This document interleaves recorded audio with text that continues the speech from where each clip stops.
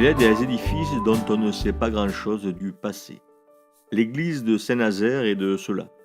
Le plus ancien état connu est livré par le plan cadastral du premier tiers du XIXe siècle. L'église est petite mais adaptée à la population.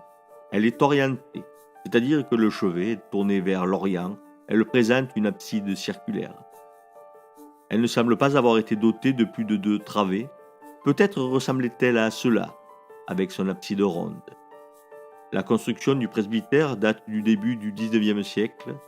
Elle marque la reprise en main par l'Église catholique de la paroisse après une période révolutionnaire difficile pour la religion catholique, défigurant au passage l'Église. L'abbé Goiffon nous parle d'importants travaux autour des années 1850 qui vont transfigurer l'Église et lui donner son allure actuelle, compressée entre 2 bâtiments.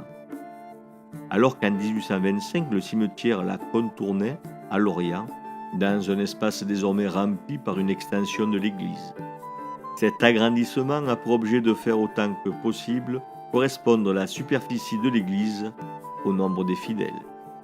À la suite de cette restauration et de cet agrandissement du lieu de culte de Saint-Nazaire, un ensemble de rituels et d'actions diverses furent réalisés.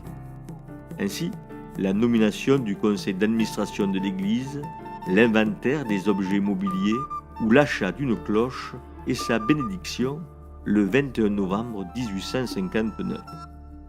Écoutons Gérard Pouly, l'historien local à l'érudition certaine, nous dire 2 mots de cette cloche. Fabrique de 1859 qui a décidé de remplacer la cloche. Ok. Donc la cloche s'appelle Marie-Thérèse parce que c'était la femme du maire s'appelait Marie-Thérèse Moulin et on a donné le nom, la marraine, c'était la femme du maire de l'époque. Puisqu'il est question de cloches, on aurait du mal à imaginer leur importance dans les villages de jadis. À Saint-Nazaire, comme ailleurs, la cloche est un outil de communication par lequel les consuls et le curé s'adressent à la population villageoise. C'est aussi un outil de synchronisation de la population. À chacun, la cloche, en sonnant, donne des informations sur le moment de la journée. Elle indique aussi le moment de l'Angélus, que l'on récite 3 fois par jour. Elle sonne l'annonce des morts lorsque le glas retentit. Elle sonne à toute volée le tocsin pour alerter d'un danger imminent. Elle sonne également à tout rompre pour éloigner les orages qui tournoient dans le ciel et que l'on préfère voir tomber sur Vénéjean, Saint-Alexandre ou Saint-Gervais. Cet usage profane des cloches de l'église ne plaisait pas toujours. La cloche et le paysage sonore qu'elle matérialisait à chaque fois que la boule du battant venait frapper la pince de la cloche composaient une dimension intime de la vie villageoise. On aimait les cloches du village, on les appelait par leur nom, on les reconnaissait quand il y en avait plusieurs. Enfin, on se cotisait également et faisait des sacrifices considérables pour faire fondre une cloche qui venait de se fêler et qui sonnait mal.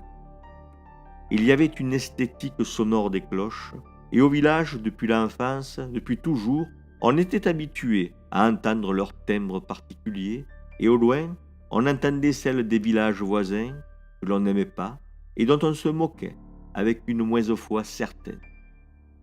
D'ailleurs, posséder une cloche dont la sonorité était telle qu'elle pouvait se faire entendre chez les voisins était un signe de puissance et une source de fierté villageoise.